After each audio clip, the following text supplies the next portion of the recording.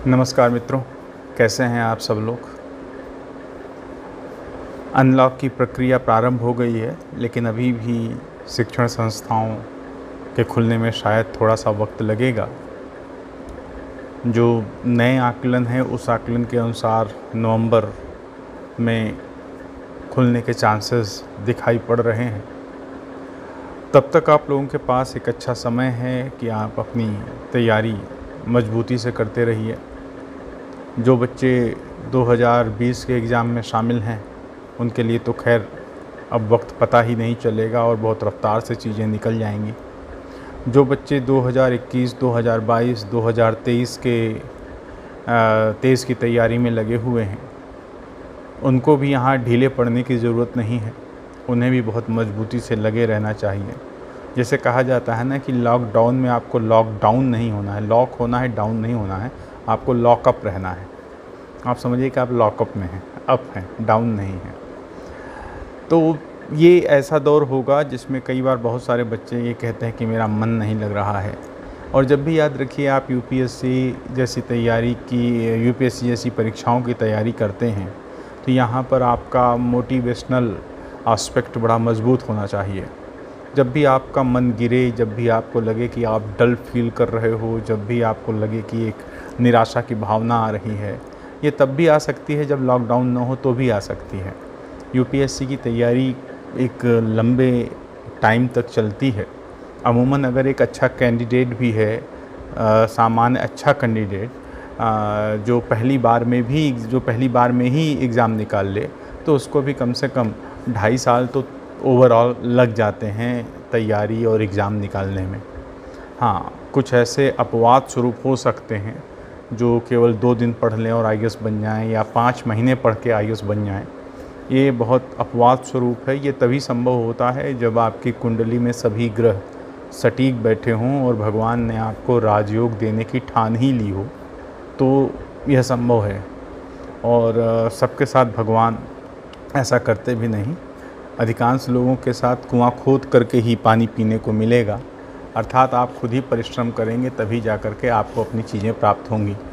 तो इसलिए कभी इस चक्कर में न रहें कि 5 महीने 6 महीने तैयारी करके आपका काम हो जाएगा। आप ये मान के चलें कि भगवान आप पर मेहरबान हैं, इसमें कोई दो राय नहीं है, लेकिन भगवान पहले देखना चाहते हैं कि आप कितनी मेहनत कर सकते हो।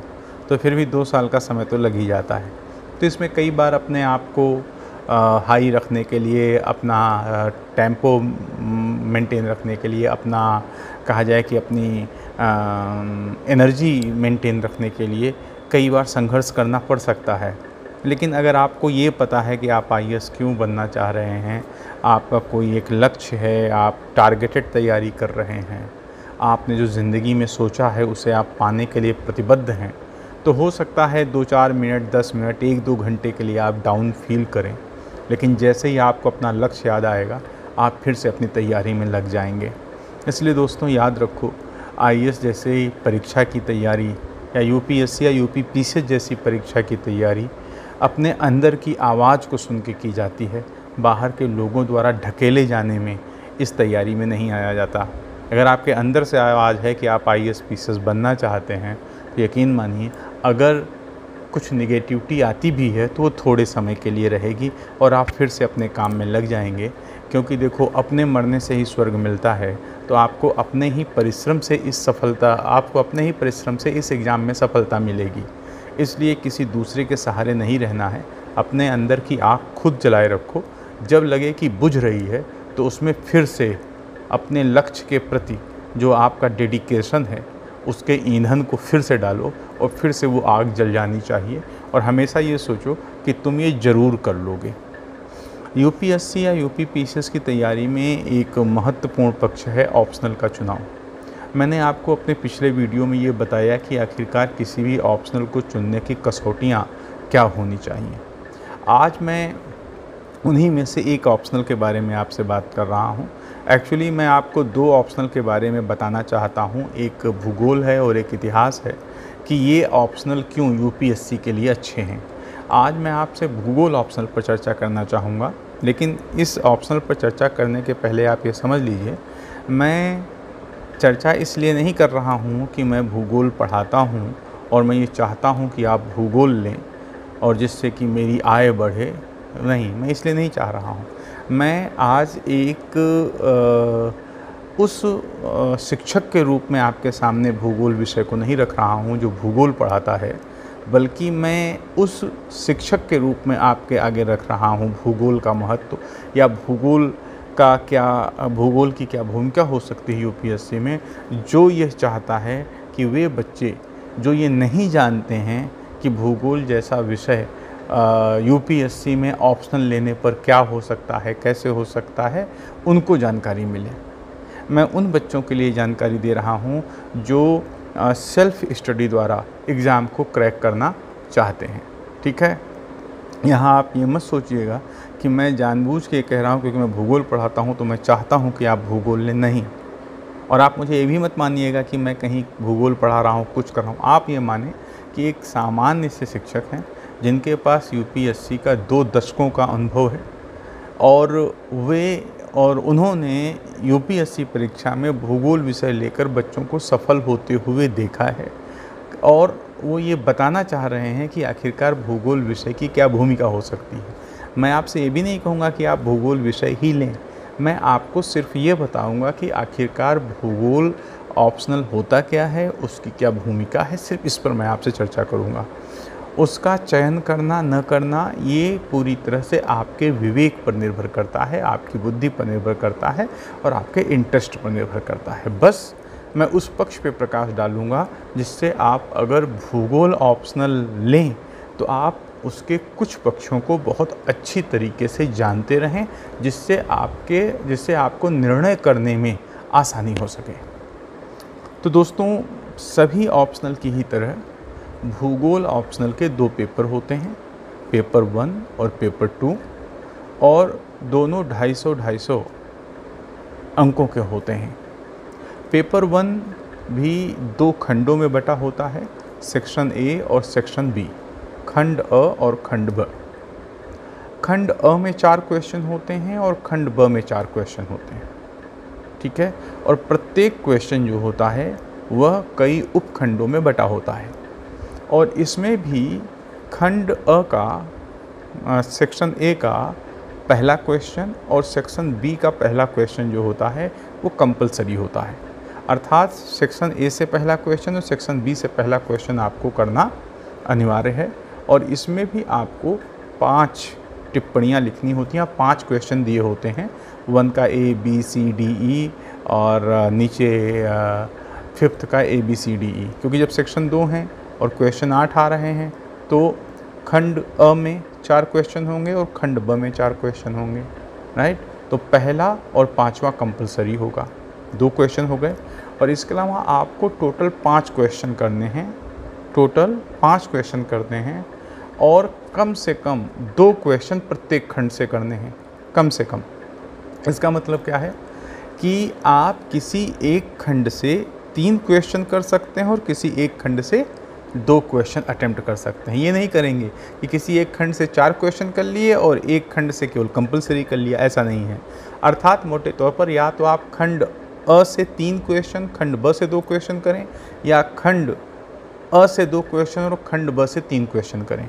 उम्मीद है बात समझ में आ गई है। पेपर 1 में कहीं पर भी मैपिंग पे क्वेश्चन नहीं आते हैं, लेकिन जो पेपर 2 होता है, पेपर 2 में पहला क्वेश्चन मैपिंग पर होता है और वह कंपलसरी क्वेश्चन है। दोनों ही प्रश्न पत्रों में पहला और 5वां क्वेश्चन जो होगा वो कंपलसरी होता है। क्लियर इतनी सी बात। अब यहाँ पर चूँकि 5 क्वेश्चन करने हैं तो प्रत्येक क्वेश्चन के लिए निर्धारित अंक कितने हो गए? 50 अंक हो गए। सीधी सीधी बातें हैं यहाँ पर, इसमें कुछ भी ज़्यादा झोल झाल नहीं है। फिर इसके बाद जो पेपर 1 होता है, जो प्रश्न पत्र 1 होता है, उसके 2 हिस्से होते हैं। खंड अ में होता है फिजिकल ज्योग्राफी और खंड ब में होता है ह्यूमन ज्योग्राफी। आपको सिलेबस को रटने की भी ज़रूरत नहीं है, सिलेबस के अर्थ को आपको समझने की ज़रूरत है। जैसे भूगोल क्या है, तो अगर हम शाब्दिक अर्थ लें तो जियोग्राफी जो है 2 टर्म से मिलकर बना है, जियो और ग्रोफोस।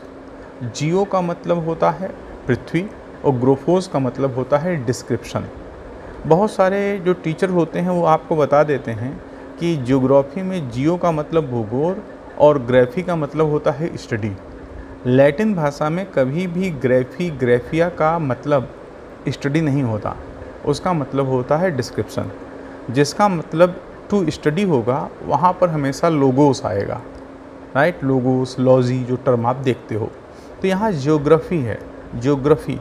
तो ज्योग्राफी टर्म जो है वह जियो और ग्रोफोस से मिलकर बना है, जियो या ग्राफिया से मिलकर बना है, जिसका अर्थ होता है पृथ्वी का विवरण। लेकिन वास्तव में देखा जाए तो भूगोल है क्या?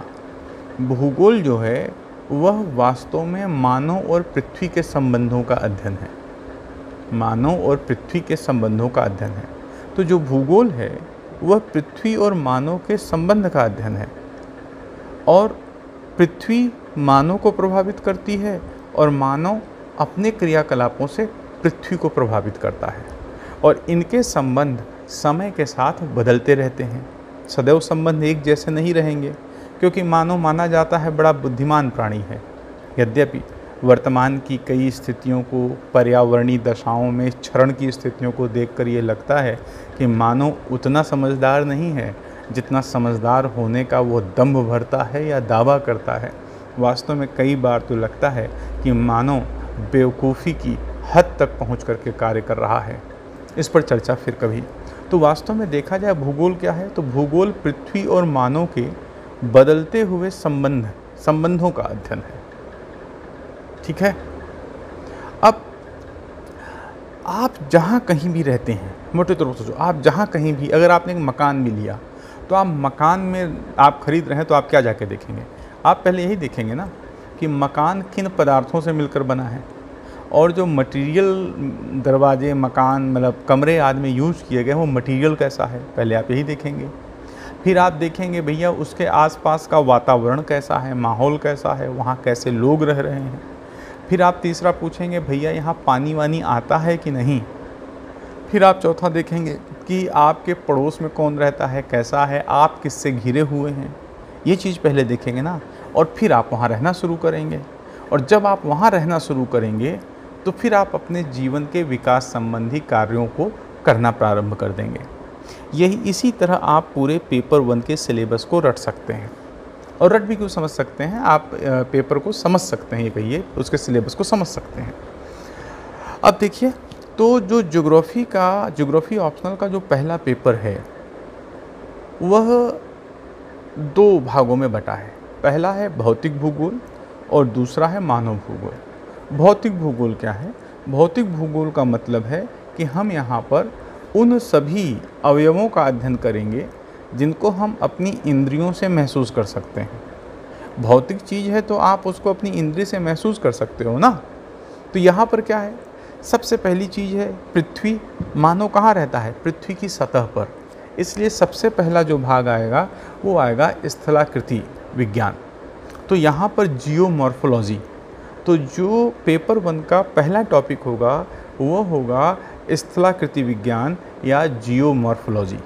इसमें आप ये पढ़ेंगे पृथ्वी की ऊपरी सतह, भूपर्पटी कैसे आई, स्थलमंडल का निर्माण क्या हुआ, स्थलमंडल का निर्माण कैसे हुआ, पृथ्वी की सतह पर जो भी हमको उच्चावच दिखाई पड़ रहे हैं, पृथ्वी की सतह पर हमको जो भी भू आकृतियाँ दिखाई पड़ रही हैं, जैसे पर्वत है, पठार है, घाटी है, ये सब जो हमको दिखाई पड़ रहे हैं, आखिर ये आए कैसे, इनके बारे में आपको पढ़ना पड़ेगा। इसके अलावा देखना होगा कि जो नदी चलती है, जो हवा चलती है, जो हिमनद खिसकते हैं, वो पृथ्वी की सतह पर क्या प्रभाव डालते हैं, पृथ्वी की सतह को किस प्रकार प्रभावित करते हैं। हम ये भी देखेंगे कि पृथ्वी के अंदर कौन से बल कार्य करते हैं, पृथ्वी के बाहर कौन से बल कार्य करते हैं। कुल मिला के हमको यह अध्ययन करना है कि पृथ्वी की सतह पर किस प्रकार के परिवर्तन हो रहे हैं, और वे परिवर्तन मुख्यतः भू आकृतियों से संबंधित होंगे। ठीक है। तो जो पहला चैप्टर होगा पेपर 1 में, वो पहला चैप्टर है स्थलाकृति विज्ञान। इसके अंतर्गत हम पृथ्वी की सतह के परिवर्तनशील स्वरूप का अध्ययन करते हैं। पृथ्वी की सतह परिवर्तनशील आप मानेंगे ना, अर्थात यहाँ पर जो कुछ भी बना है वो हमेशा के लिए नहीं है। अरावली पर्वत कभी बहुत ऊंचा था, अब बेचारा बुजुर्ग हो गया है। हिमालय जो कभी बच्चा था अभी वह जवान हो गया है, लेकिन जवानी लंबे समय तक थोड़ी न रहती है। हिमालय अरावली से सबक ले सकता है। अरावली हिमालय को देख के कहता होगा कि बेटा तुम में भी बुढ़ापा आएगा, मैं भी तुम्हारे जैसा था और मैं अब अपर्दित हो गया हूँ, मेरी अब जरावस्था आ गई है और अभी तुम जवान हो। ठीक है ना। तो यहाँ पर भूआकृति विज्ञान के अंतर्गत या स्थलाकृति विज्ञान के अंतर्गत हम ये पढ़ते हैं कि आखिरकार पृथ्वी की सतह पर कौन कौन भूआकृतियाँ हैं, उनमें कैसे परिवर्तन हो रहे हैं, इन परिवर्तनों के लिए उत्तरदायी बल कौन से हैं, नदियाँ किस तरह से कार्य कर रही हैं, पवन किस तरह से कार्य कर रही है, हिमनद किस तरह से कार्य कर रहा है, भूमिगत जल किस तरह से कार्य कर रहा है, और मानव किस प्रकार स्थलाकृतियों को प्रभावित करता है। राइट, किस प्रकार मानव के क्रियाकलाप स्थलाकृतियों को प्रभावित करते हैं, किस प्रकार मानव भू आकृति विज्ञान का अपने हित में प्रयोग करता है, इसे हम अप्लाइड जियोमॉर्फोलॉजी कहेंगे। राइट, और इसमें विभिन्न विद्वानों के सिद्धांत आदि का अध्ययन करना पड़ता है। तो पहला चैप्टर हो गया जिसमें हम पर्वत, पठार, घाटी, भूकंप, ज्वालामुखी, इन सब का विशद रूप में अध्ययन करते हैं। ये हो गया पहला पार्ट। दूसरा होता है फिर इसके बाद दूसरा है जलवायु विज्ञान, क्लाइमेटोलॉजी। हम इसमें देखते हैं कि आखिरकार जलवायु क्या है, जलवायु मौसम में क्या अंतर है, जलवायु ऋतु और मौसम में क्या अंतर है, वायुमंडल क्या होता है, पृथ्वी का जो वायुमंडल है उसके प्रमुख घटक क्या हैं, यहाँ पर तापमान संबंधी, वर्षा संबंधी, जलवायु संबंधी विभिन्न तथ्यों का अध्ययन करते हैं, विभिन्न प्रकार के पवनों का अध्ययन करते हैं, विभिन्न क्षेत्रों में वर्षण की क्या गतिविधियाँ होती हैं उसका अध्ययन करते हैं, मानसून का अध्ययन करते हैं, चक्रवात का अध्ययन करते हैं, अर्थात जितने प्रकार की पवनें हैं, प्राइमरी, सेकेंडरी, टर्शियरी, इन सब का हम अध्ययन करते हैं। ये जलवायु विज्ञान है। इसका भी एक हिस्सा होगा अप्लाइड, कि आखिर मानव किस प्रकार से जलवायु में परिवर्तन कर रहा है और जलवायु परिवर्तन मानव में किस प्रकार से परिवर्तन कर रहा है, इसका भी अध्ययन करते हैं। तो दूसरा पार्ट क्या हो गया यहाँ पर, जलवायु विज्ञान। तीसरा क्या आएगा, अब यहाँ पर तीसरा आएगा जल विज्ञान, हाइड्रोलॉजी। इसको हम समुद्र विज्ञान भी कहते हैं, क्योंकि पृथ्वी में भले ही 71% भाग में पानी हो, लेकिन उसका अधिकांश भाग कहाँ पर है, महासागर में है। उसका अधिकांश भाग कहाँ है, महासागर। पृथ्वी पर जितना भी जल पाया जाता है उसका लगभग 97% जल जो है वो महासागर में है। इसलिए जब हम जल मंडल का अध्ययन करते हैं तो वास्तव में वो महासागर का ही अध्ययन हो जाता है। यहाँ पर भी हम देखेंगे कि महासागर की तली के विभिन्न क्षेत्र कौन से हैं, महासागरीय धाराएं कौन सी हैं, महासागरीय तरंगें कैसी होती हैं, ज्वार भाटा कैसा होता है, महासागरीय संसाधन कैसे हैं, महासागर के विभिन्न संसाधनों में प्रवाल भित्तियाँ, मैंग्रोव्स आदि कैसे हैं, इनकी भी हमको स्टडी यहाँ पर करनी पड़ती है। राइट, महासागरीय जल के जो गुण हैं, तापमान, लवणता, अम्लीयता, क्षारीयता, घनत्व, इनका भी अध्ययन करना पड़ता है। तो यहाँ पर पेपर 1 में पहला चैप्टर हो गया भू आकृति या स्थलाकृति विज्ञान, दूसरा चैप्टर हो गया यहाँ पर जलवायु विज्ञान, क्लाइमेटोलॉजी, जियोमॉर्फोलॉजी, क्लाइमेटोलॉजी, तीसरा हो गया यहाँ पर ओशनोग्राफी या समुद्र विज्ञान। अब जहाँ कहीं पर, अब आप सोचिए एक जीव को क्या चाहिए, एक जीव को ज़मीन चाहिए रहने के लिए, दूसरी चीज़ वायुमंडल चाहिए सांस लेने के लिए, तीसरी चीज़ जल चाहिए अपनी आवश्यकताओं की पूर्ति के लिए। तो इसका मतलब जहाँ पर स्थल मंडल, वायुमंडल, जल मंडल मिलेंगे वहीं पर जीवन के विकसित होने की सर्वाधिक बेहतरीन दशाएं होंगी। और पृथ्वी के चारों ओर का वह पतला आवरण जहाँ जीव पाए जाते हैं उसे जैवमंडल कहा जाता है। इसलिए जो यहाँ पर अगला टॉपिक होगा वह टॉपिक क्या होगा, जैवमंडल। और जैवमंडल के अंतर्गत हम क्या पढ़ेंगे कि पूरे विश्व में जो फ्लोरा फौना है, जो वनस्पत जगत है, जो जंतु जगत है, उनका विस्तार कैसा है। राइट, इसके अलावा वनों के बारे में पढ़ेंगे, सोशल फॉरेस्ट्री, एग्रो फॉरेस्ट्री आदि के बारे में पढ़ेंगे। अर्थात जो जैव जगत है उसके बारे में अध्ययन हम यहाँ जैव मंडल में करेंगे। चौथा चैप्टर हो गया। पांचवा चैप्टर क्या है, पर्यावरण। बायोजियोग्राफी में हम जीव पढ़ेंगे। जीव जिस पर निर्भर करता है उसके बारे में पढ़ेंगे। जीव किस पर निर्भर करेगा? अगर वो ज़मीन पर रहेगा, ज़मीन में रहेगा, ज़मीन पर रहता है तो मृदा पर निर्भर करेगा, तो मृदा पढ़ेंगे। वन पढ़ेंगे, वनस्पतियाँ, अन्य प्राणी जगत, ये सब पढ़ेंगे ना, राइट। विश्व में कौन सी प्रजाति कहाँ पाई जाती है, ये सब। फिर जो जीव रहेगा वो चारों तरफ जैविक अजैविक घटकों से घिरा होगा। कोई एक जीव है, जैसे हम आप हैं, तो हमारे चारों तरफ हमारे आप जैसे कई लोग रहते हैं, कई जंतु रहते हैं। दूसरा है कई वनस्पतियाँ रहती हैं। इसके अलावा हमारे चारों तरफ हवा भी तो है, पानी भी तो है। तो ये सब अजैविक घटक हुए, जो जीवित हैं जैविक घटक हुए। तो पर्यावरण में हम ये देखते हैं किसी भी जीव के चारों ओर कौन सी दशाएं पाई जा रही हैं और उन दशाओं में समय के साथ क्या क्या परिवर्तन हो रहा है, इसे हम पर्यावरण भूगोल कहते हैं। इसलिए भौतिक भूगोल का पहला खंड अखंड जो है उसमें आपके पास कुल 5 टॉपिक हैं। एक टॉपिक हो गया भू आकृति विज्ञान या स्थलाकृति विज्ञान, दूसरा हो गया जलवायु विज्ञान, तीसरा हो गया समुद्र विज्ञान, चौथा हुआ यहाँ पर बायोजियोग्राफी जैव भूगोल, और यहाँ पर पांचवा आपके पास हो गया एनवायरमेंटल ज्योग्राफी या फिर यहाँ पर पर्यावरण भूगोल। ठीक है, इतनी सी बात। ये चैप्टर हो गए। अब इन चैप्टर्स से संबंधित अगर आप सेल्फ स्टडी कर रहे हैं तो इन चैप्टर से संबंधित आप एक एक किताब नोट कर सकते हैं। अगर आपको भू आकृति विज्ञान पढ़ना है तो उसके लिए सबसे अच्छी किताब पी दयाल की है। पी दयाल की किताब सबसे अच्छी है। यद्यपि उसमें डायग्राम थोड़े कम हो जाते हैं, लेकिन फिर भी थ्योरी के लिए वो किताब सबसे अच्छी है। तो आपको पढ़नी है पी दयाल की किताब।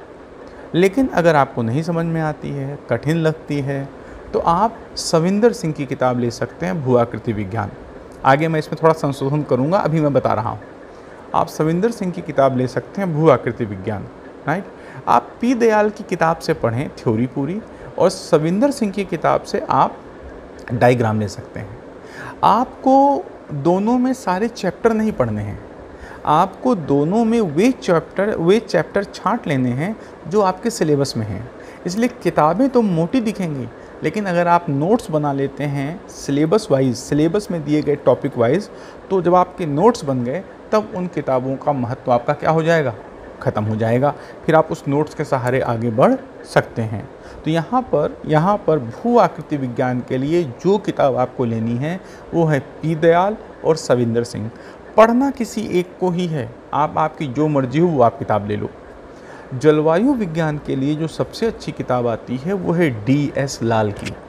DS लाल की किताब जलवायु विज्ञान के लिए सबसे अच्छी किताब है हिंदी माध्यम में। दूसरी समुद्र विज्ञान की जो किताब आती है वो भी आती है DS लाल की। तो भू आकृति विज्ञान आपके पास हो गई पी दयाल की, जलवायु विज्ञान हो गई DS लाल की, समुद्र विज्ञान हो गई DS लाल की। अब सविंदर सिंह की एक किताब आती है, वो है भौतिक भूगोल का स्वरूप। अगर आप स्थलाकृति विज्ञान अलग से न लेना चाहें सविंदर सिंह की, तो सविंदर सिंह की आप किताब ले सकते हैं भौतिक भूगोल का स्वरूप, वो ले लीजिए। और भू आकृति में आपने जैसे पी दयाल लिया था वो ले लीजिए। अब हो सकता है जो भौतिक भूगोल का स्वरूप है उसमें भू आकृति विज्ञान, जलवायु विज्ञान, समुद्र विज्ञान एक साथ दिया है। यद्यपि कुछ टॉपिक कट गए हैं, कम हो गए हैं, लेकिन इसके बावजूद एक अच्छी किताब है। तो अब आप क्या कर सकते हैं, अब आप किसी टॉपिक को आपने उठाया, आपने DS लाल से देख लिया, आपने पी दयाल से देख लिया, उसके डायग्राम कम हैं, आपने सविंदर सिंह से देख लिया। तो इनमें से जब आप नोट्स बनाएंगे तो इतनी किताबों को कंसल्ट करेंगे तो आपके शुरुआत के 3 टॉपिक के क्वेश्चन अच्छे से बन जाएंगे। फिर आता है यहाँ पर जैव भूगोल और पर्यावरण भूगोल। जैव भूगोल और पर्यावरण भूगोल, आप इनके लिए सविंदर सिंह की किताब ले सकते हैं। आप सविंदर सिंह की किताब जैव भूगोल और पर्यावरण भूगोल के लिए ले लें। लेकिन याद रखें, पर्यावरण भूगोल जो होगा वो आपके करंट अफेयर से भी रिलेटेड होगा। इसलिए पर्यावरण भूगोल में सिर्फ सविंदर सिंह की किताब नहीं बल्कि करंट अफेयर के कई मुद्दों को आप वहाँ पर देखेंगे, तब जाके काम चलेगा। इसके लिए आप एक मैगजीन ले सकते हैं या 2 मैगजीन रखिए अपने पास जो GS में भी काम आएंगी। एक होगी भूगोल और आप, और दूसरी होगी down to earth. Down to earth भी हिंदी में आ गई है, उसे हम कहते हैं डाउन टू अर्थ। तो यूनिट खंड अ के लिए जो सेल्फ स्टडी कर रहे हैं उनके लिए कह रहा हूँ, जो सेल्फ स्टडी कर रहे हैं उनके लिए पी दयाल की किताब, DS लाल की 2 किताब जलवायु विज्ञान समुद्र विज्ञान और सविंदर सिंह की किताब जैव भूगोल और पर्यावरण भूगोल, और एक सविंदर सिंह की किताब भौतिक भूगोल का स्वरूप रखा रहेगा। जहाँ जहाँ ज़रूरत हुई उससे हम कॉम्प्लीमेंट्री चीज़ें लेते रहेंगे। सारी किताब नहीं पढ़नी है, आपको उस किताब में से सिलेबस के अनुसार चीज़ों को सिलेक्ट करके उसके नोट्स बनाने हैं। और 2 मैगज़ीन आपके पास रहेंगी, डाउन टू अर्थ और भूगोल और आप। इससे आप कई करंट चीज़ों से क्या होंगे, आप अच्छे से इसको आप पढ़ पाएंगे। ये हो गया। फिर हम आते हैं खंड ब में, सेक्शन बी में। अब जब आपने पढ़ लिया कि पृथ्वी पे क्या है, कहाँ है, कैसे है, तो अब मानव आएगा ना, क्योंकि पृथ्वी और मानव के संबंधों का अध्ययन है भूगोल। अब तक हम पृथ्वी पे कौन कहाँ पाया जा रहा है वो देख रहे थे, अब मानव की एंट्री होगी, ठीक है। और मानव की एंट्री होगी तो सबसे पहले विचारकों में यह बहस चली कि आखिरकार भूगोल क्यों पढ़ा जाए और भूगोल को हम किस तरह से मानव के हितों के लिए प्रयुक्त कर सकते हैं। तो भूगोल का मानव के हितों के लिए किस प्रकार प्रयोग किया जा सकता है, भूगोल के अध्ययन के क्या प्रयोजन हैं, इन सब के संदर्भ में वैज्ञानिकों ने अपने विभिन्न सिद्धांत दिए हैं।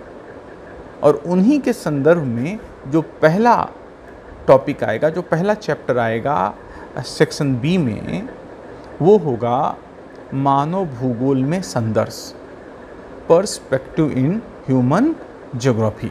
तो यहाँ पर होगा मानव भूगोल में संदर्श। इसे थोड़ा सा बोरिंग माना जाता है, लेकिन अगर आप इसे ढंग से पढ़ेंगे, 1-2 बार पढ़ेंगे, तो धीरे धीरे आपकी रुचि जगेगी, क्योंकि यह भूगोल का एक दार्शनिक पक्ष है। भूगोल क्या है, कैसे है, क्यों पढ़ा जाना चाहिए, राइट, विभिन्न प्रकार की चीज़ें इसमें चर्चा में होंगी। तो अगर आप इसको मजबूत कर लेते हैं तो एक तरह से मोटे तौर पर कि यहाँ से क्वेश्चन तो आता ही आता है, तो थोड़ी हिम्मत रखेंगे तो आप इस पोर्शन को बहुत अच्छे से कर पाएंगे। तो अब ये हो जाए कि भूगोल को हम मानव के लिए क्यों पढ़ें, मानव भूगोल में संदर्श। फिर उसके बाद आता है इकोनॉमिक ज्योग्राफी। मानव जब आएगा तो अपने आर्थिक विकास के लिए कुछ करेगा ना, तो वो आएगी इकोनॉमिक ज्योग्राफी। इकोनॉमिक ज्योग्राफी में वही primary, secondary, tertiary sector etcetera. और जब मानव कमाने धमाने लगेगा, मतलब कुछ पैदा करेगा, तो कुछ पैदा करेगा तो उसको एक जगह से दूसरी जगह भेजेगा ना, तो वहाँ ट्रांसपोर्टेशन आ जाएगा। ट्रांसपोर्टेशन, कम्युनिकेशन, इसका चैप्टर होगा। फिर इसके बाद मानव कहीं निवास करेगा, कोई सेटलमेंट होगा, उसकी जनसंख्या होगी, उसकी पॉपुलेशन होगा ना ये सब, राइट।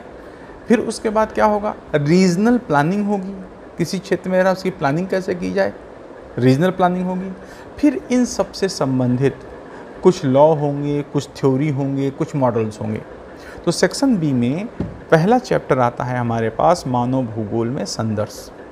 दूसरा चैप्टर आता है इकोनॉमिक ज्योग्राफी। तीसरा चैप्टर आता है settlement and population geography, settlement and population geography. चौथा चैप्टर यहाँ पर आता है रीजनल प्लानिंग। और पांचवा चैप्टर आता है theories, model and laws, model, theories and laws in geography. ये आपके पास 5 टॉपिक हो गए, 5 टॉपिक ऊपर, 5 टॉपिक नीचे। इन 5 टॉपिक्स में आपको कुछ किताबों की ज़रूरत पड़ेगी। तो यहाँ पर मानव भूगोल और मॉडल्स, थ्योरीज एंड लॉ के लिए आप माजिद हुसैन की किताब ले सकते हैं। माजिद हुसैन की किताब अच्छी किताब है। इकोनॉमिक ज्योग्राफी में आप KN सिंह, काशीनाथ सिंह की किताब ले लें। इकोनॉमिक ज्योग्राफी में आप काशीनाथ सिंह की किताब ले सकते हैं, अच्छी किताब है, काम चल जाएगा आपका। इसके अलावा पॉपुलेशन ज्योग्राफी में चांदना की किताब है, और रीजनल प्लानिंग में भी चांदना की किताब है। और इसके अलावा सेटलमेंट ज्योग्राफी के संदर्भ में, अधिवास भूगोल के संदर्भ में अगर देखा जाए तो आप एक सामान्य सी किताब ले सकते हैं। आप SD मौर्य की भी किताब ले सकते हैं, ठीक किताब है। लेकिन नगरीकरण के संदर्भ में एक किताब बहुत अच्छी आती है रामचंद्रन की, अगर पढ़ पाओ तो, नहीं तो SD मौर्य की किताब से ही आपका काम हो जाएगा। तो सेक्शन बी के लिए कौन सी किताबें हुई, सेक्शन बी के लिए किताबें हुई मानव भूगोल और में संदर्श और मॉडल थ्योरीज़ एंड लॉज के लिए माजिद हुसैन की किताब, इकोनॉमिक ज्योग्राफी के लिए के.एन. सिंह की किताब, पॉपुलेशन और रीजनल प्लानिंग के लिए चांदना की किताब, और उसके बाद सेटलमेंट ज्योग्राफी के लिए एस.डी. मौर्य की किताब। ठीक है, एस.डी. मौर्य, बी.एन. सिंह, इनकी किताब काम चल जाएगा।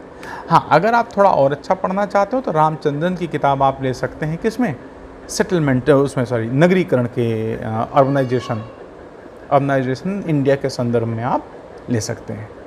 ठीक है ना। तो आपके पास पेपर 1 में इतनी किताबें आपको ज़्यादा दिख रही होंगी, टोटल 10 किताबें हो जाएंगी, लेकिन आपको सब नहीं पढ़ना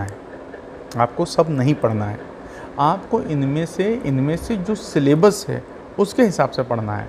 इसलिए आप छांट के पढ़ लेंगे, इतनी किताबें आपके पास रहेंगी, कोई टॉपिक कहीं फंसेगा तो वहाँ से आप देख लेंगे, आपको सेल्फ स्टडी करनी है। ठीक है। और मेरी आपको सलाह है कि आप पहले किसी भी कोचिंग के नोट्स न मंगाएं, किसी भी टीचर के नोट्स न मंगाएं, पहले आप NCERT पढ़ें और उसके बाद सेल्फ स्टडी से इनके नोट्स बनाने का प्रयास करें। जब आप एक बार पढ़ लें और आपको लगे नहीं हो रहा है, फिर आप किसी टीचर के अगर नोट्स मंगाना चाहें तो आप मंगा सकते हैं, अन्यथा न मंगाएं। मेरा मानना है कि पहले NCERT आप पढ़ें, फिर उसके बाद आप इन बुक्स को लें और इससे सिलेबस के अनुसार चीज़ें तैयार करें और किसी ऑप्शनल मेंस की एक अच्छी टेस्ट सीरीज़ ज्वाइन कर लें, जिससे वहाँ पर आपका अच्छा इवैल्यूएशन हो सके। ये तो हो गया पेपर 1। ठीक है। पेपर 2 में जब हम आते हैं तो अब ये इंडियन ज्योग्राफी है। जो कुछ भी आपने वहाँ पढ़ा है पेपर 1 में, उसका इंडिया के संदर्भ में एप्लीकेशन है। तो सबसे पहले जब हम इंडियन ज्योग्राफी देखते हैं तो इंडियन ज्योग्राफी में हम देखते हैं फिजिकल सेटिंग मतलब physical geography of India, right. कौन सा पर्वतीय भाग है, कौन सा कैसा भाग है, तो फिजिकल सेटिंग ऑफ इंडिया हम यहाँ पर देखते हैं। ठीक। फिर उसके बाद दूसरा जो टॉपिक आता है वो आता है रिसोर्सेज, संसाधन। भारत में कौन कौन से संसाधन पाए जाते हैं। ठीक है ना। फिर तीसरा आता है एग्रीकल्चर। क्रम याद रखिएगा, फिजिकल सेटिंग, रिसोर्सेज, संसाधन। फिजिकल सेटिंग का मतलब है भौतिक विन्यास का मतलब है भारत कहाँ है, भारत के पड़ोसी कौन कौन से हैं, राइट। भारत में कौन कौन सी भू आकृतियाँ कहाँ हैं, भारत का भौतिक विभाजन कौन सा है, भारत में नदियों का स्वरूप कैसा है, अपवाह तंत्र कैसा है, भारत की जलवायु कैसी है, भारत में कैसी वनस्पतियाँ, कैसी मृदाएँ पाई जाती हैं, ये फिजिकल सेटिंग में है, भौतिक विन्यास में। ठीक है। फिर दूसरा होगा रिसोर्सेज, कौन कौन से रिसोर्स हैं, राइट। यहाँ पर जल संसाधन, ये सब कौन कौन से रिसोर्स हैं, इस पर जाएगा। फिर तीसरा आएगा एग्रीकल्चर, कृषि, agriculture, right, backbone of India, agriculture, उससे संबंधित सभी पक्ष। एग्रीकल्चर आ जाएगा तो तब आएगा यहाँ पर क्या, इंडस्ट्री, एग्रीकल्चर और फिर क्या आएगी, इंडस्ट्री। ठीक है, उद्योग, कृषि फिर उद्योग। तो फिजिकल सेटिंग, संसाधन, कृषि, उद्योग। कृषि उद्योग से जो पैदा होगा उसको एक जगह से दूसरी जगह तक ले जाना है तो क्या करना होगा, ट्रांसपोर्टेशन, कम्युनिकेशन एंड ट्रेड, परिवहन, संचार और व्यापार। पांचवा टॉपिक क्या होगा, परिवहन, संचार और व्यापार।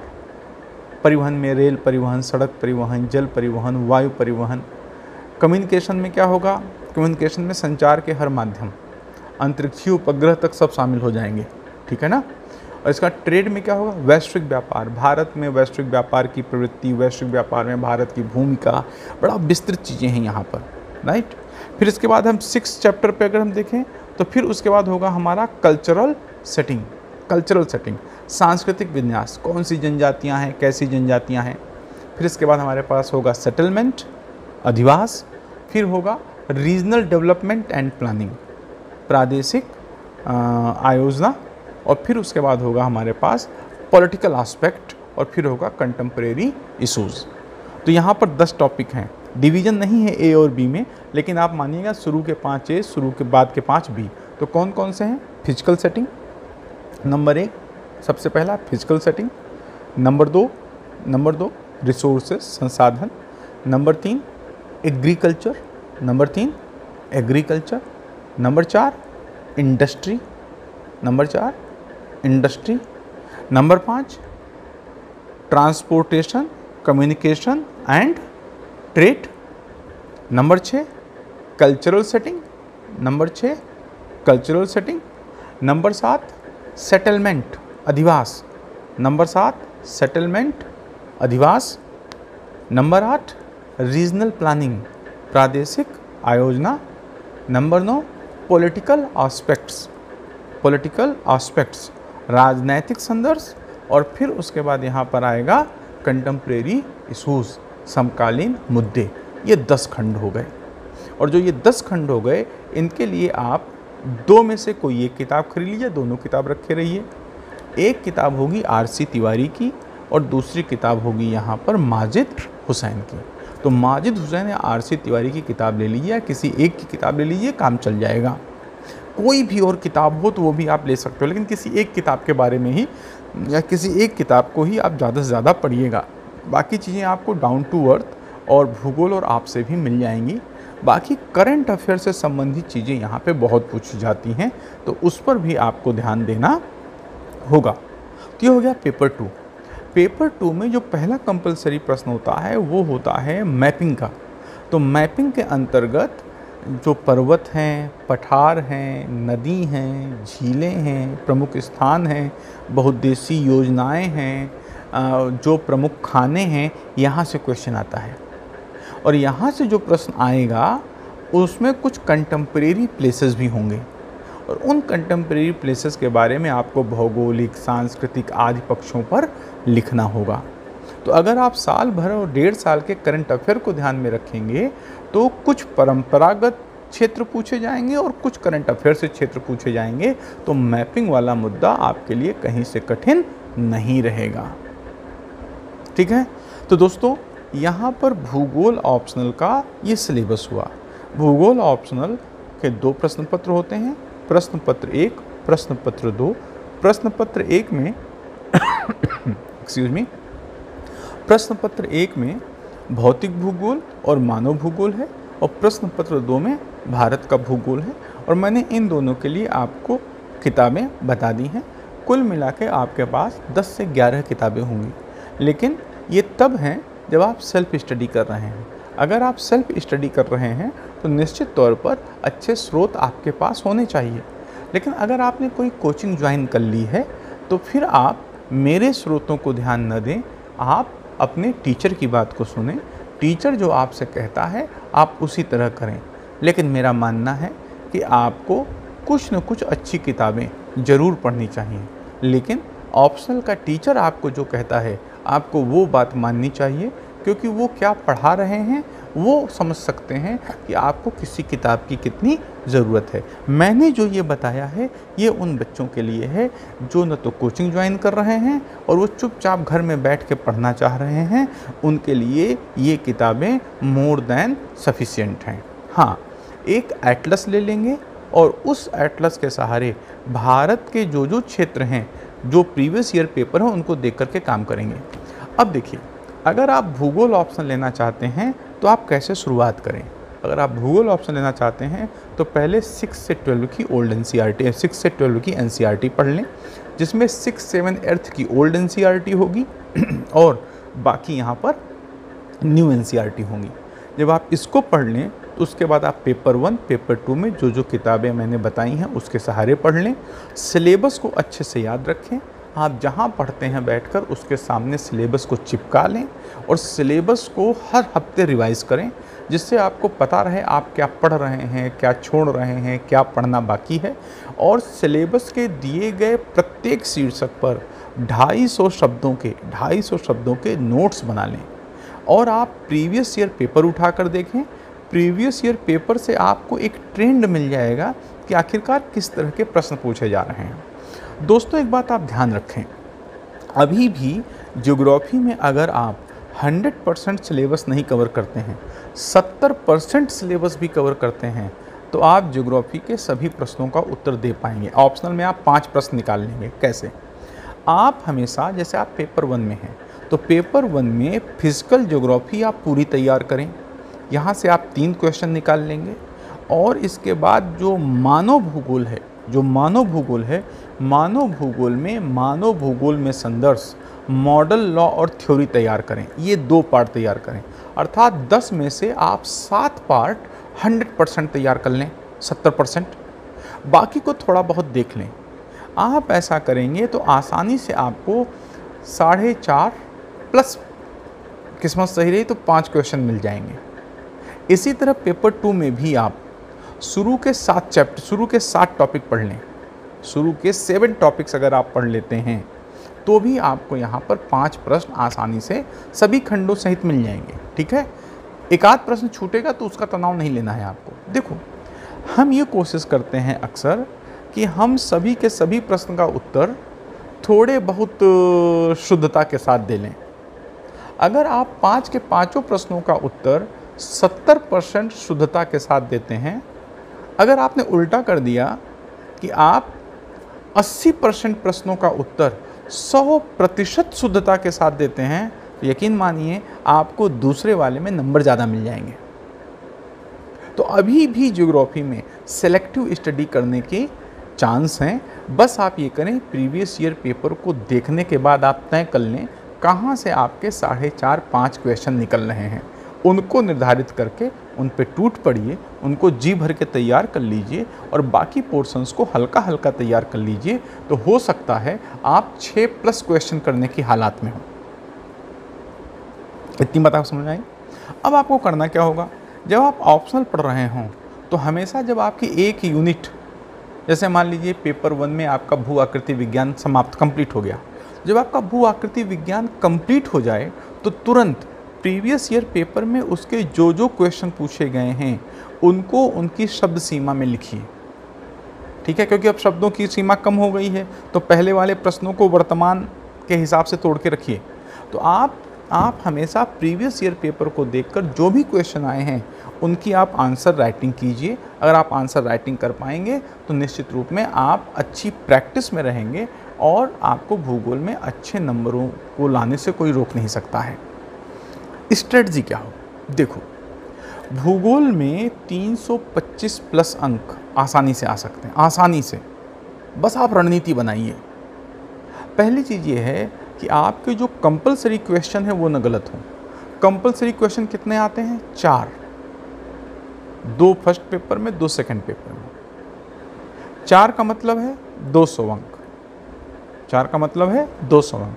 और कंपलसरी पेपर में आपको पता है, कंपलसरी पेपर में आप आसानी से 160 नंबर ला सकते हैं, आसानी से। मैपिंग वाले में फुल आएगा और बाकी में थोड़ा बहुत कटेगा।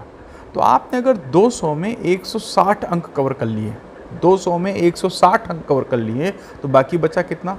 300। अब आपको 300 में भी 170 या 75 टारगेट में रखना है मिनिमम।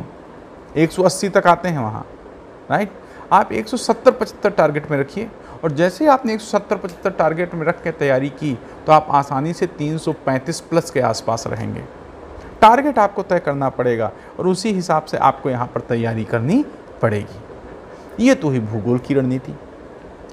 एक और बात, आखिर भूगोल विषय ऑप्शनल के रूप में क्यों लिया जाए?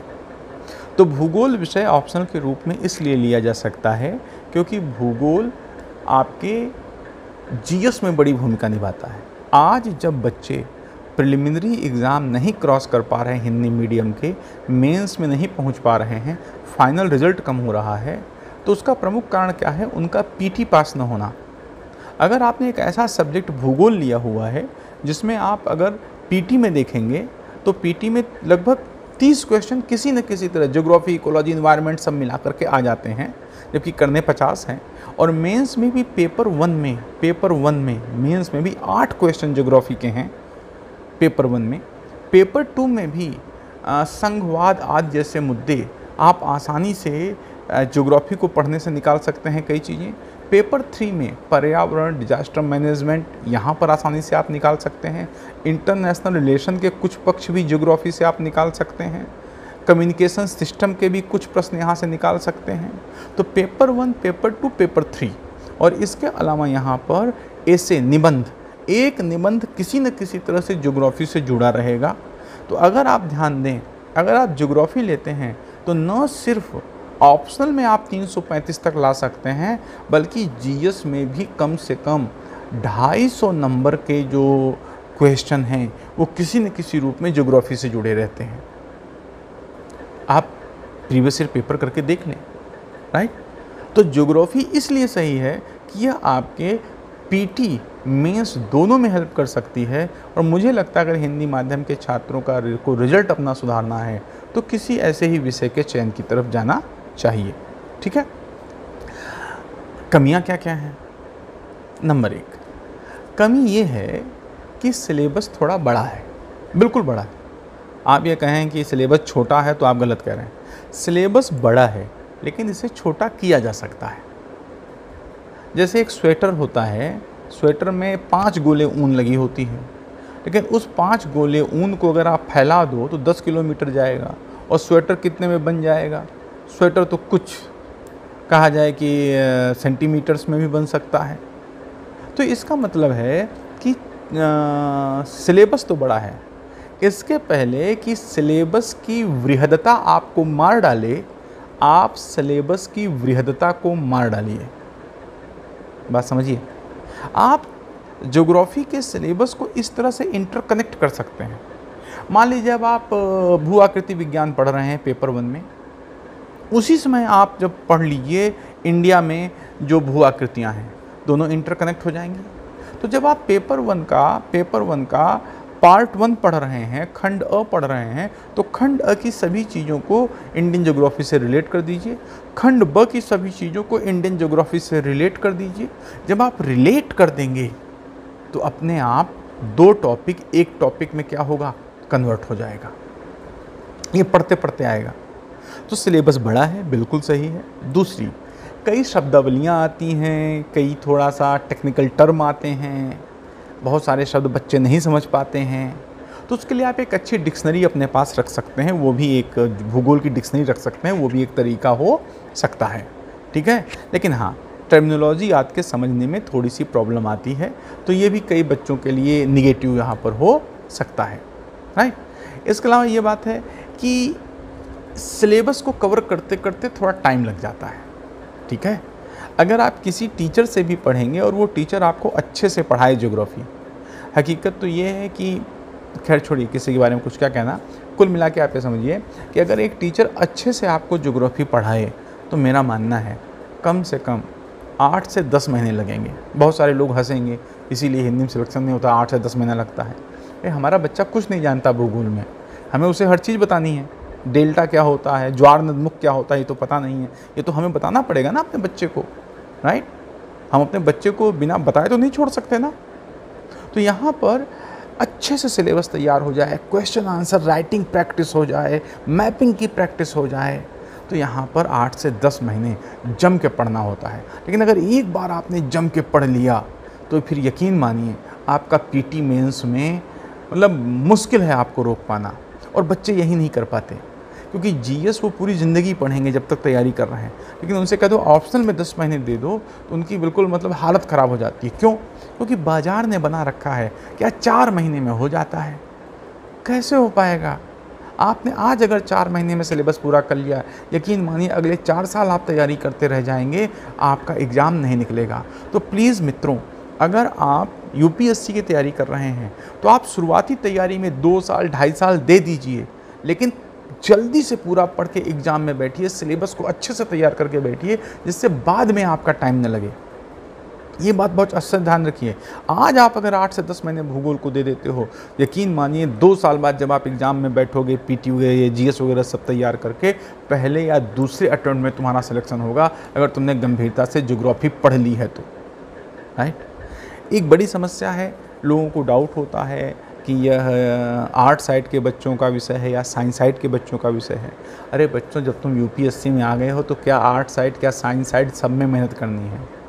यह साइंस साइड का विषय है, लेकिन इसको पढ़ना एक कला है, इसलिए कला और विज्ञान विषय का यह समन्वय, ये भूल जाइए आर्ट साइड या साइंस साइड है, ये आपकी साइड है। अगर आप पढ़ना चाहते हैं मनोयोग से, जी जान से, तो यह आपके साइड है। आप आसानी से यहाँ पर भूगोल कर लेंगे। बस ध्यान रखना होगा, भूगोल में चित्र अच्छे से बनाइए, भूगोल में मैपिंग अच्छे से कीजिए। हमेशा याद रखिए, भूगोल में जब आप उत्तर लिखिए, 1 आंसर 1 डायग्राम, 1 आंसर 1 डायग्राम। एक उत्तर लिखने में एक डायग्राम बनाइए, डायग्राम सोचिए, प्रैक्टिस कीजिए, कहाँ कौन सा डायग्राम आ सकता है, कौन सा रेखा चित्र कैसे आ सकते हैं। आप अगर ये सोचेंगे तो अच्छे से काम यहाँ पर आप कर लेंगे। इसके अलावा क्या कोचिंग ज़रूरी है? अब दोस्तों ये छात्र पर निर्भर करता है। अगर किसी को लगता है, कई बार हमारे मन में भी लगता है यार हम कोचिंग नहीं कर रहे हैं, हम पीछे रह जाएंगे, हमने फलाने टीचर के नोट्स नहीं पढ़े तो पीछे रह जाएंगे। अगर आप ये सोचते हैं तो आप कोचिंग कर लें, किसी टीचर के नोट्स ले लें। अगर आपको खुद में आत्मविश्वास है तो पहले 1-2 महीने लगेगा आपको कुछ नहीं आ रहा है, लेकिन हिम्मत करके पढ़ते जाएंगे तो धीरे धीरे आपको लगेगा कि आ रहा है। लेकिन आपको लगता है आपका बैकग्राउंड कमज़ोर है, चीज़ें नहीं समझ में आ रही हैं, तो आप कोचिंग ज्वाइन करने में डरिए मत। देखिए, आपका करियर है, आपका उद्देश्य है सफलता प्राप्त करना। आपका उद्देश्य ये नहीं है कि किसी को सही और किसी को गलत सिद्ध करना।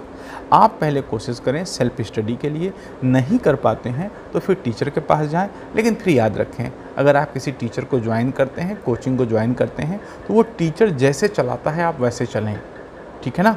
ये आपको ध्यान रखना होगा। लेकिन किसी भी टीचर के पास ज्योग्राफी ऑप्शनल ज्वाइन करने के पहले आप 2 काम कर लें।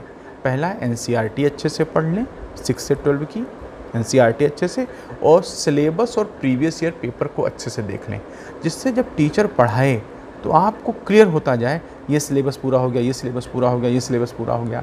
हिंदी माध्यम के टीचर्स की समस्या ये है कि वो सिलेबस नहीं पूरा करते, 50% सिलेबस पूरा कर देते हैं, इसलिए उससे क्वेश्चन नहीं आते हैं पूरे और दिक्कत हो जाती है। आजकल के समय में 2-3 क्वेश्चन बहुत डिफ़िकल्ट लेवल का पूछ दे रहा है, जो बहुत सारे टीचर भी नहीं जानते हैं, राइट? इसलिए जब आप पढ़ें तो सिलेबस के अनुसार पढ़ें, प्रीवियस ईयर पेपर देखते हुए पढ़ें, अपने आधार को मजबूत रखें और आंसर राइटिंग लगातार करते रहें। अगर आप ये काम कर पाएंगे तो भूगोल आपके लिए सबसे बेहतरीन ऑप्शनल सब्जेक्ट सिद्ध हो सकता है, जो न सिर्फ भूगोल बल्कि जीएस में भी आपको 500 के आसपास नंबर दिला सकता है। बहुत सारे लोग कहेंगे सर टारगेट बहुत बड़ा रख देते हैं। टारगेट में कोई बड़ा नहीं रखता हूँ, टारगेट सब अचीव किए जा सकते हैं। टारगेट बड़े इसलिए लगते हैं कि हम सब बौनों की दुनिया में रह रहे हैं, सबने छोटे छोटे टारगेट पाने की आदत रख ली है। जब बड़ा टारगेट सामने आता है तो लोग हताश हो जाते हैं, क्योंकि उन्होंने कभी ज़िंदगी में बड़ा लक्ष्य रखा ही नहीं। मैं आप सब मित्रों से कहना चाहता हूँ, अपनी ताकत को पहचानते हुए लक्ष्य को थोड़ा बड़ा रखिए। लेकिन लक्ष्य सिर्फ बड़ा रखने से काम नहीं चलेगा, लक्ष्य की दिशा में सही प्रयास भी आपको करना पड़ेगा। अगर आप ये कर सकते हैं तो जीएस में 500 संभव हैं और ऑप्शनल भूगोल में 350 भी संभव है। लेकिन हाँ, खुद को इस तैयारी में आपको झोंकना होगा, आपको अपने अलग नियम बनाने होंगे, आपको अपना अलग मार्ग बनाना होगा। आप किसी को देखकर उसकी नकल नहीं उतारेंगे, बल्कि आप एग्ज़ाम की मांग के अनुसार नई रणनीति बनाते हुए exam targeted, exam oriented, exam focus तैयारी करेंगे। यकीन मानिए, भूगोल से बेहतर आपको कोई और ऑप्शनल प्राप्त नहीं होगा। तो मित्रों, आज हमने आपसे भूगोल ऑप्शनल में बात की। नेक्स्ट टॉपिक जो बताऊंगा वो मैं आपको हिस्ट्री ऑप्शनल पे बताऊंगा कि हिस्ट्री ऑप्शनल के क्या नुकसान हैं, क्या फ़ायदे हैं, इस पर मैं आपसे चर्चा करूंगा। आप अपना ख्याल रखें। घर में हैं, कई बार मन उबता होगा, पढ़ने का मन नहीं करता होगा। घर में है, थोड़ा घूमिए घामिए, मम्मी पापा के पास बैठिए, मम्मी पापा भैया दीदी के पास बैठिए। मौका मिले तो मम्मी पापा के थोड़े पैर भी दबा दीजिए। रात को बैठिए, पहुँचिए, दादा दादी हो तो और भी अच्छी बात है। आप पहुँचिए, मम्मी पापा से बोलिए लाइए आज हम आपके पैर दबा देते हैं। थोड़ा उनके पैर दबाइए, हाथ दबाइए, थोड़ा उनके साथ रहिए, थोड़ा उनको सुख दीजिए, अच्छे से पढ़िए। वो कोई काम कहते हैं तो वो काम कीजिए, काम जब पूरा हो जाए तुरंत पढ़ने बैठ जाइए। यकीन मानो दोस्तों, अगर तुम लोग घर में हो इस समय, और इस समय तो मम्मी पापा के सानिध्य में हो, यकीन मानो आप लोग भाग्यशाली हो, क्योंकि जो ये इतना समय तुम्हें अपने पेरेंट्स के साथ रहने को मिला है ना, जब तुम वापस आ जाओगे, पढ़ने लगोगे, नौकरी में लग जाओगे, तब शायद तुम्हें अपने पेरेंट्स के साथ इतना ज़्यादा समय बिताने का मौका न मिले। घर में रहो, खुश रहो, तैयारी करो, फोकस रखो। किसी भी समय तुम्हारे चेहरे से, अब तुम्हारे दिमाग से, तुम्हारी आँखों से अपना लक्ष्य ओझल नहीं होना चाहिए और तुम्हारे चेहरे पर कहीं से भी मलिनता नहीं आनी चाहिए। प्रसन्न चित्त रहो। बिना प्रसन्न हुए, मन के बिना प्रसन्न हुए कोई भी चीज़ जीती नहीं जा सकती। और आपका मन प्रसन्न रहा तो विजय के लिए आपको कोई प्रयास नहीं करने पड़ेंगे, स्वतः आपके मार्ग में आएगी और ईश्वर भी ये चाहेगा कि इस व्यक्ति को सफलता मिले। तो तुम ऐसे बनो कि तुम सफलता नहीं बल्कि सफलता तुम्हारा वर्ण करने के लिए बेचैन हो उठे। धन्यवाद।